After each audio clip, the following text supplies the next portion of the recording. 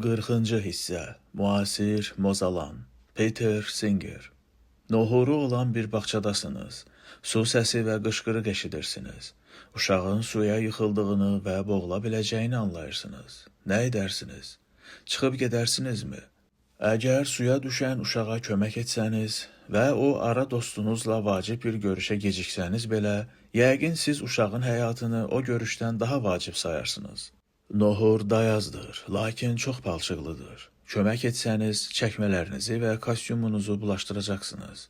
Suya atılmasanız, başqa insanların sizi anlayacağını heç gözləməyin. Burada söhbət insanlıqdan və insan həyatına dəyər verməkdən gedir.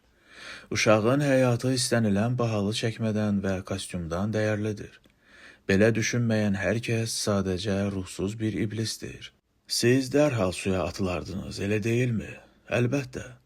Lakin siz eyni zamanda Afrikada aclıqdan və xəstəlikdən ölən uşaqları xilas edə biləcək qədər də zənginsiniz.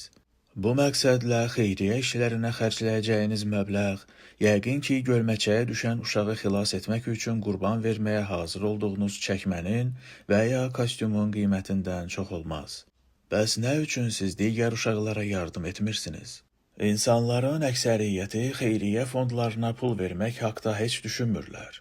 Halbuki hansısa xeyriyyə cəmiyyətinə müəyyən məbləğdə iyanə köçürmək, hansısa uşağı ölümdən qurtara bilər.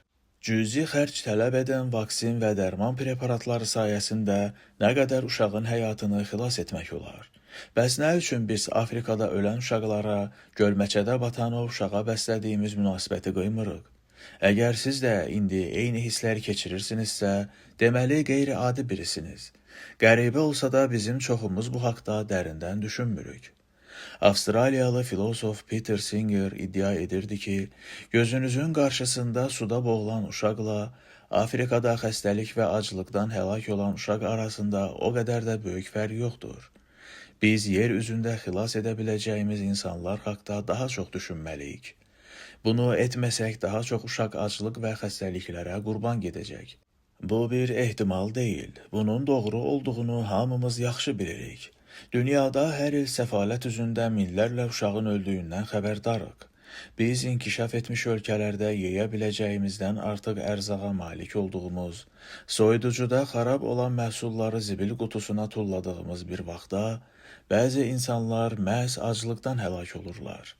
Biz əslində ehtiyacımız olmayan yersiz təmtəraqdan vaz keçməklə, bəxtləri gətirmədiyi üçün uğursuz bir yerdə doğulan insanlara əl tutmuş sayılırıq. Bu, yaşamaq üçün ağır fəlsəfədir. Lakin o demək deyil ki, Singer bizim nə etməli olduğumuzla bağlı yanlış fikirləşir. Siz xeyriyyə işlərinə pul xərcləməsəniz də, kimlərinsə bunu etdiyini söyləyə bilərsiniz.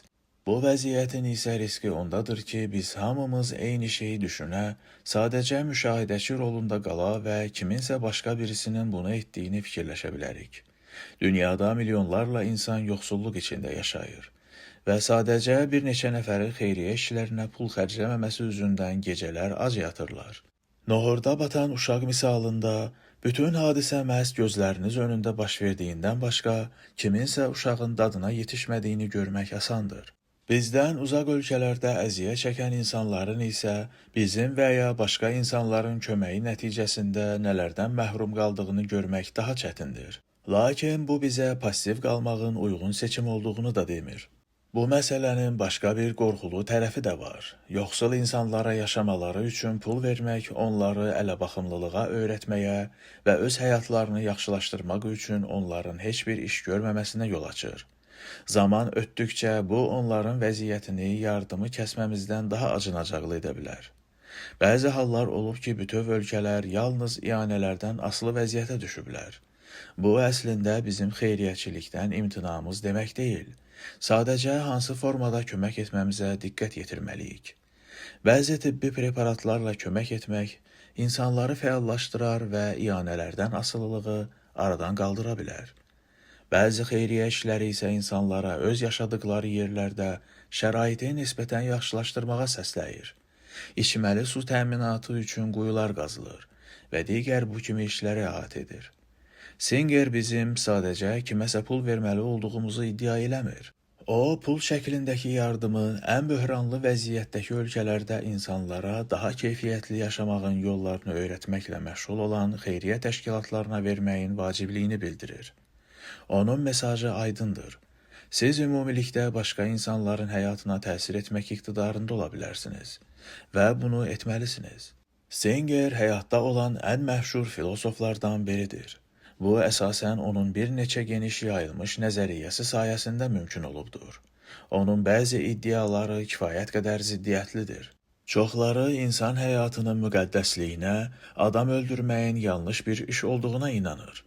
Singer isə bunlara inanmır. Əgər kimsə sağalmaz xəstədirsə, orqanizminin həyati fəaliyyəti yalnız tibbi cihazlar vasitəsilə təmin edilirsə, o heç bir həyati nişanəyə və sağalmaq ehtimalına malik deyilsə, Singer belə insanın evtanaziya və ya hansısa başqa humanist vasitə ilə öldürülməsini daha düzgün sayır. Bu insanların sağ qalmasının onlar üçün artıq heç bir mənası qalmayıbdır. Onlar həyatı qətiyyən hiss etmirlər. Həyatlarını davam etdirmək üçün güclü bir istəyə də malik deyirlər. Çünki ümumiyyətlə hər cür istəkdən məhrumdurlar.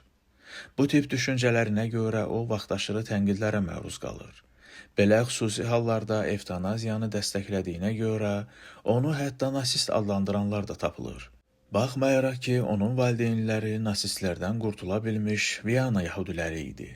Bunun səbəbi isə nasistlərin minlərlə xəstə insanı həyatları heç bir əhəmiyyət kəsb etmədiyindən qətlə yetirmələridir. Nasistlərin bu hərəkətlərini humanitar qətl və ya evtanaziya ilə eyni tutmaq düzgün olmazdı. Çünki nasistlər xəstə adamları heç bir iş görməyə qadir olmadıkları və sadəcə yemək yediklərinə görə öldürürdülər. Burada heç bir xeyirxahlıq hissi yox idi. Singer isə əksinə, həyatın keyfiyyəti haqda düşünür və heç bir halda nasistlərin əməllərini dəstəkləmir. Lakin yenə də bəzi rəqibləri onu məhz bu baxışlarına görə tənqid edirlər. Singerə məşhurluq qazandıran ilk kitabı 1975-ci ildə nəşr edilən Heyvan Azadlığıdır. Bunun ardınca o bir neçə təsirli kitablar da qələmə aldı. Hələ 19-cu əsrin əvvəllərində Jeremy Bentham əziyyət çəkən heyvanların qayğısına qalmalı olduğumuzu vurğulamışdı. 1970-ci ildə Singer ilk dəfə bu mövzuda yazmağa başlayanda bir neçə filosof onunla razılaşmışdı. Bentham və Mill kimi Singer də bəlli bir nəticəyə köklənir. O, ən dolğun nəticə verən işi ən yaxşı iş sayır və ən yüksək nəticəni əldə etməkdən ötürü heyvanlar da daxil olmaq üzrə hamı üçün ən yaxşı nəticələr verəcək işlər görməli olduğumuzu düşünür. Bentham kimi Singer də əksər heyvanların əsas xüsusiyyətlərinin ağrıya qatlaşmaq gücü ilə bağlı olduğuna inanır. Bəzi hallarda insan olaraq biz başımıza gələnləri anlaya bildiyimiz üçün heyvanlardan daha çox ağrı çəkirik. Bu da nəzərə alınmalıdır. Singer heyvanların maraqları haqda düşünməyən insanları növçü adlandırırdı. Bu, irqçi olmaq kimi bir şeydir. İrqçilər öz irqlərinin nümayəndələrinə başqa cür yanaşırlar. Başqa irqin nümayəndələrinə isə haqları çatanı da qıymırlar. Misal üçün, ağ irqçi iş üçün müraciət edən ağ və ya qara dərili adamlar arasında seçim edərkən, qara dərili bu işi daha yaxşı bacarsa belə, həmin işi ağ dəriliyə verir. Bu da qətiyyən düzgün deyil və əsl haqsızlıqdır. Növçülük də irqçilik kimidir. Bu yalnız hər şeyə təmsil etdiyiniz növün nəzər nöqtəsindən yanaşmaqla və yalnız öz növünüzün maraqlarını nəzərə almaqla bağlıdır. Bu iş gördüyümüz zaman biz insan olaraq bu işin yalnız başqa insanlara hansı təsir göstərəcəyi haqda düşünürük. Bu isə düzgün deyil. Çünki insanlar da bizim hərəkətlərimizdən əziyyət çəkə bilərlər və onların əziyyət çəkə biləcəyini biz mütləq nəzərə almalıyıq. Bütün heyvanları eyni dərəcədə nəzərə almaq isə onların hamısı ilə eyni cür davranmaq demək deyildir. Yoxsa bunun heç bir mənası olmazdı. Atın arxasına var gücünüzlə sillə vurmanız, yəqin ki, ata o qədər də böyük təsir etməz. Lakin insan övladına eyni gücdə bir sillə ilişdirsəniz, bu uşaq üçün çox ağrılı olar. Və ata ağrı yetirə biləcək qədər güclü bir zərbə vurmaq, elə uşağa sillə vurmaq qədər pis əməl sayılar. Əlbəttə ki, siz bunların heç birini etməli deyilsiniz. Singer iddia edirdi ki, biz heyvan əti yemədən də yaşaya bildiyimiz üçün hamımız vegetarian olmalıyıq. Heyvan ətindən istifadə edən əksər qida müəssisələri heyvanların əzab çəkməsinə səbəb olur və bir çox fermalarda heyvanlar acınacaqlı şəraitdə saxlanılır. Misal üçün, toyuq fermalarında toyuqlar dar qəfəslərdə daimi sıxışmış halda yaşayır. İri buynuzlu mal-qara altı təmizlənmədən üfunət içində saxlanılır. Singer bu cür fermaların mövcudluğuna göz yummağın mənəvi cəhətdən düzgün olmadığını iddia edir və əslində ümumiyyətlə bu cür fermalara ehtiyac olmadığını deyir. Çünki biz heyvan ətindən istifadə etmədən də qidalana bilərik. Özünün bu prinsiplərinə sadiq qalaraq, o hətta kitabında əti əvəz edəcək bitki mənşəli qida məhsullarından ibarət reseptlər də təqdim edibdir. İnsanların əlindən əzab çəkən yalnız ferma heyvanları deyil ki, alimlər də öz təcrübələrində heyvanlardan istifadə edirlər. Laboratoriyalarda müxtəlif eksperimentlərdən əzab çəkən siçovul və dovşanlarla yanaşı, itlərə, pişiklərə, meymunlara və hətta şimpanzelərə də rast gəlmək olar. Hansısa araşdırmanın mənəvi cəhətdən doğru olmasını müəyyən etmək üçün Singer belə bir test təklif edirdi. Eyni araşdırmanı beyni zədələnmiş insan üzərində aparardınızmı? Əgər bu sualın cavabı negativdirsə, onda həmin araşdırmanı ağlı kəsməyən, dilsiz heyvanlar üzərində də aparmaq düzgün sayılmaz. Bu çətin testdir və heç də bütün araşdırmalar bu testdən keçə bilməzlər. Praktikada isə Singer ümumiyyətlə hər hansı bir araşdırmada heyvanlardan istifadənin əleyhinə çıxır. Ümumilikdə Singerin mənəvi məsələlərə yanaşması davamlılıq ideyasına əsaslanır. Davamlılıq uyğun vəziyyətlərə uyğun şəkildə yanaşmaqdır. Əgər xəsarətlər insana ağrı çəkdirdiyi üçün pis əməl sayılarsa, onda heyvanların ağrı çəkməsi də bizim hərəkətlərimizə yön verməlidir. Əgər heyvanı zədələmək, insanı zədələməkdən daha çox ağrı verirsə, o zaman onlardan hansı birinəsə zədələmək zorunda qalarkən insanı seçmək lazımdır. Əsrlər öncə yaşamış Sokrat kimi Singerdə necə yaşamalı olduğumuza dair ictimai fikirlər söyləyərkən riskə gedir. Onun mühazirələrinə qarşı vaxtaşırı etirazlar səslənir və hətta onu bəzən ölümlə də hədələyirlər. Buna baxmayaraq, o fəlsəfədə ən yaxşı ənənələrin daşıyıcısıdır.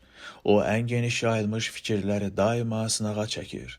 Onun fəlsəfəsi özünün necə yaşamasına da təsirsiz ötüşmür və fikirləri ilə razılaşmadığı insanlara daim cavab vermək üçün o, həmişə arqument tapır, onları ictimai diskusiyalara dəvət edir. Ən əsası isə, Singer öz nəticələrini yaxşı aparılmış tədqiqatlar əsasında əldə edilmiş faktlarla əsaslandırır.